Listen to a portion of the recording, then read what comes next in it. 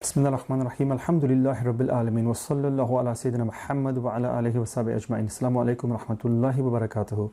Welcome back to the last part of our reading of Maraqi al-Sa'adar, where we shall be looking on the chapter of Hajj. So our author says, Hajj is defined as visiting a particular place while in a state of pilgrim sanctity, known as the Ihram, in its appointed months, namely Shawwal, Dhul Qa'dah, and the first 10 days of Dhul Hijjah. It is obligatory fard to perform Hajj once in a lifetime, and as soon as one is able to, al-fawr it's called, according to the sounder position. So what we're going to do for these few lessons is we're going to break down the notes of Imam Shanambululi and make them into a more presentable format that gives us some structure. And what we're going to do is, just as we did with the book of prayer, we're going to make them into charts, so it will be easier to understand by talking about the integrals first, then the necessary elements, and then the sunnahs, and build the Hajj from there, and then do the reading, inshallah. So, as with most acts in fiqh, we have the integrals, the necessary actions, the sunnahs, the disliked actions, the invalidators, the emphasize, and the etiquettes. So let's start with the obligatory actions, the integrals. The obligatory actions are three. They are the donning of the ihram, the standing in Arafah, and the tawaf al-ifada. So this is the last tawaf. So the ihram we shall be talking about in more detail later. Now we shall be looking at standing in Arafah.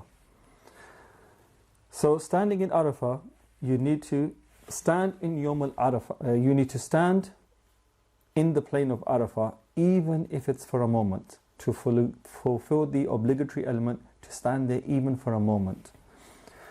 Between midday of the 9th and Fajr of the 10th. So you need to be there even for a moment between these two times.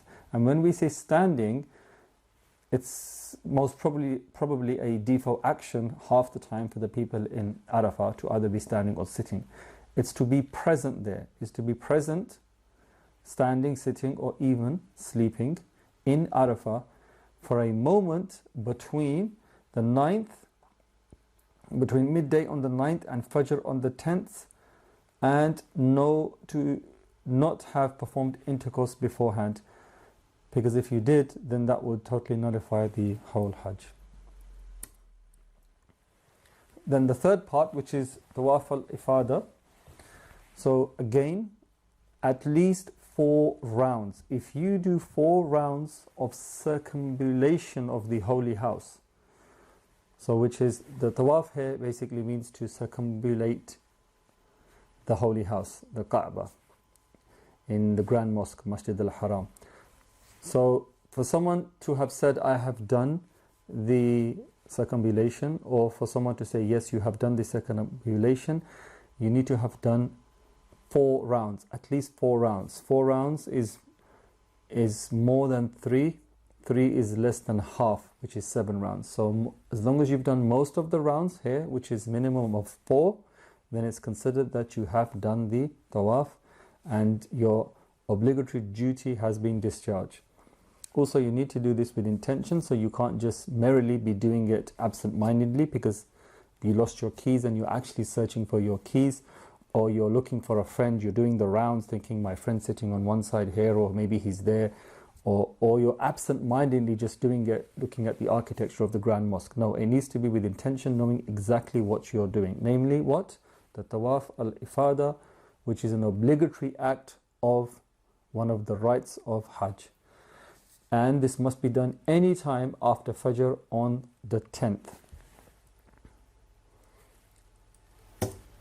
So these were the 3 obligatory acts. The first act was ihram. We will look at the conditions of ihram further down. But in its minimal, an ihram is it's basically a state of being in ihram, in a sacred, sanctified state, where once you're in this state, things that were permitted to you, some things that were permitted to you outside of the state now become haram for you. and you wear 2 pieces of cloth, it's wearing the 2 pieces of cloth, of unstitched cloth, that cover you from the top and cover you like you have a waist wrapper that covers you from the bottom. We shall look at that later on. Now we're going to look at the necessary actions. So we've mentioned the 3 obligatory elements, the integrals. Now we're going to have a look at the necessary elements. Standing at Muzdalifah. So again, you must be present at Muzdalifah. You must be present there, even if it's for a moment, after Fajr of the 10th. So the 10th is the day of Eid, Yawm al-Nahr. You have to be present in Muzdalifah after Fajr of the 10th. Say is walking between the 2 mountains, right? The small hillocks or mountains outside the sacred precinct of the masjid, Safa Marwa. The 2 mountains, that's the say. It's valid, it's wajib to do, and it's valid after a valid tawaf. What's a valid tawaf? We mentioned a valid tawaf previously. At least 4 rounds and done with intention. Anything else, then it's not valid. So once you've done a valid tawaf, then you can do these actions, the walking between the 2 hillocks 7 times, and that's wajib, and it's accepted on the precondition we mentioned. In and of itself, it's not a form of worship. It only becomes a form of worship during the pilgrimage, the lesser or the greater pilgrimage, the Umrah or the Hajj.